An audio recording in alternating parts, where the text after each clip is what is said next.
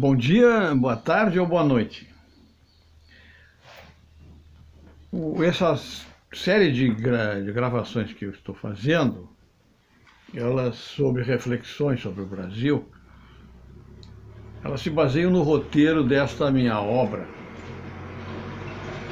Reflexões sobre o Brasil, o que você precisa saber e fazer para promover o desenvolvimento ou o renascimento do nosso país.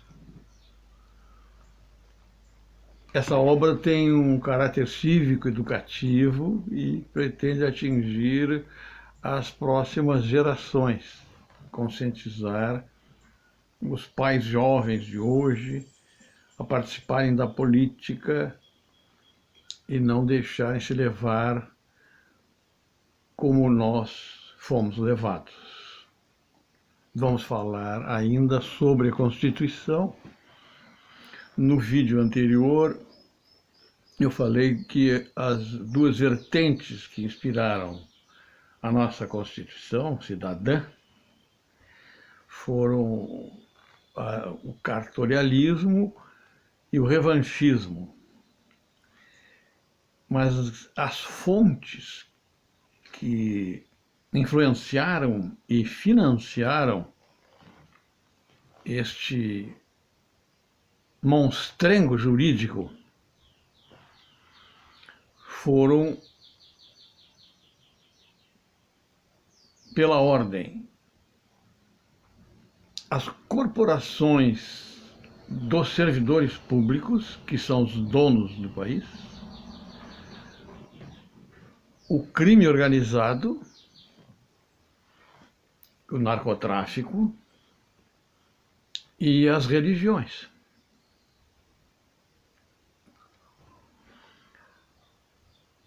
A Constituição Cidadã criou uma divisão de classes no Brasil, uma verdadeira injustiça social. Os cidadãos de primeira classe são os funcionários públicos que têm estabilidade no emprego e uma montanha de penduricalhos e privilégios, enquanto que os cidadãos de segunda classe, que somos nós, que trabalhamos toda a vida pagando INSS,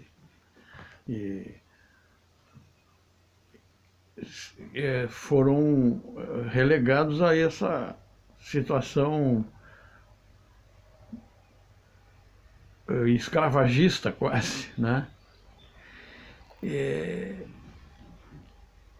Esta é uma conscientização que precisa ser feita para que vocês, das futuras gerações, não deixem acontecer isso novamente.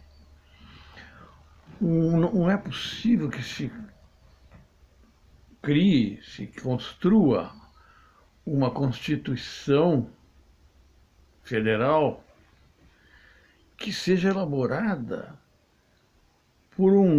pelos deputados, pelos parlamentares.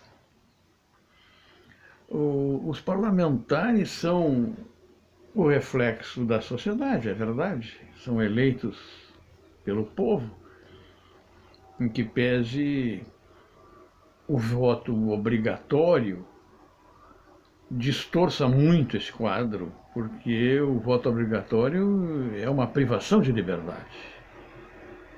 O sujeito tem que ir votar no dia tal. Então isso ocasiona currais eleitorais, compra de voto, promessa de emprego, né? E então o que acontece? O grupo que construiu a Constituição é formado por pessoas que adotaram a política como profissão, adotaram a política como forma de se servir do Estado e não servir ao Estado. E estas pessoas foram quem elaboraram a Constituição. É difícil explicar, então, por que nós estamos nessa situação? né, um Supremo Tribunal Federal, que é um tribunal constitucional,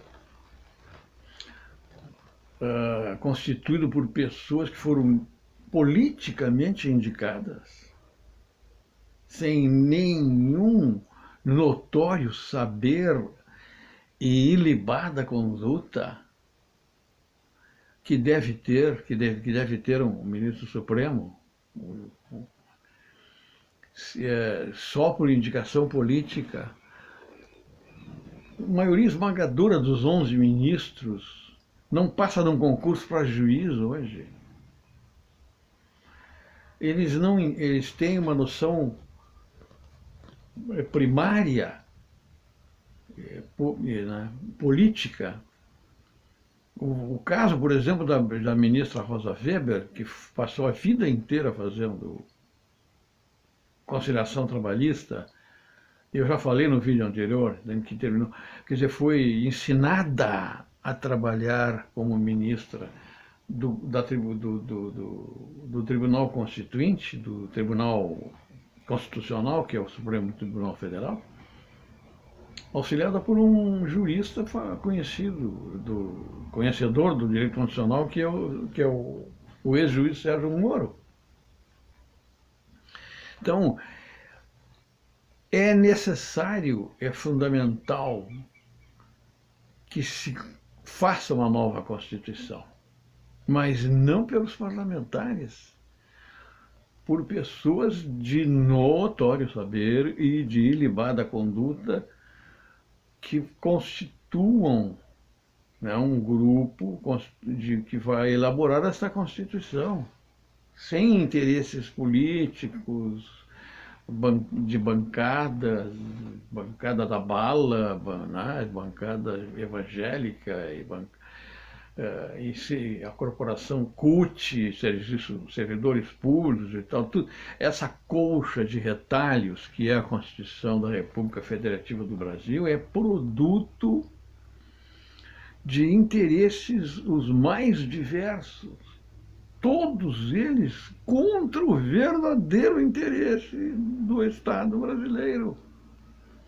para o qual todos nós devemos trabalhar, porque tudo é nosso, é a República, a coisa pública.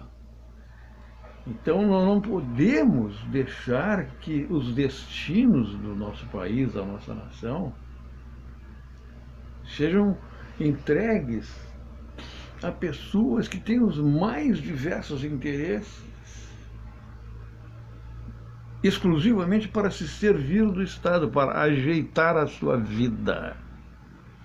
O político do Brasil hoje é só isso que ele faz, ajeitar a sua vida e a dos familiares. Então não é possível admitir que se continue desta maneira. Nós estamos no ano de 2020, existe um governo que está tentando governar, em que o Supremo Tribunal Federal se arvora de fiscal do governo, fica solicitando explicações porque o governo está lançando a nota de R$200, explicações sobre o incêndio na Amazônia. Eles não têm o que fazer.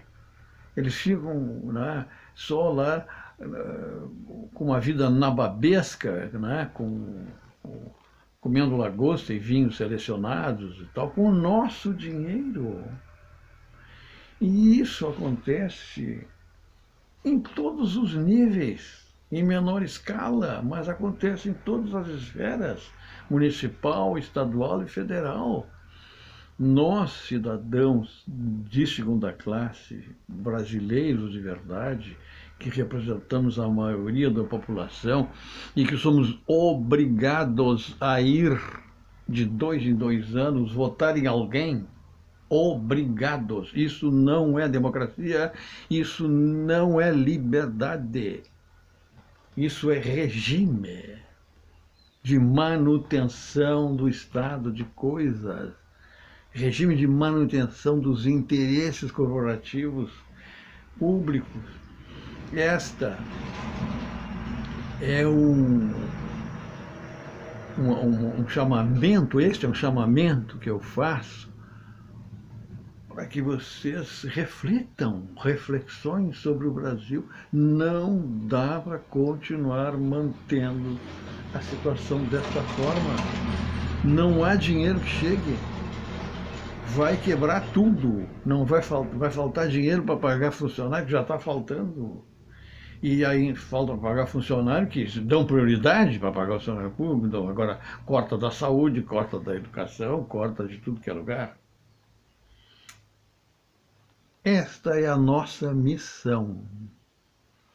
Esta é a nossa missão.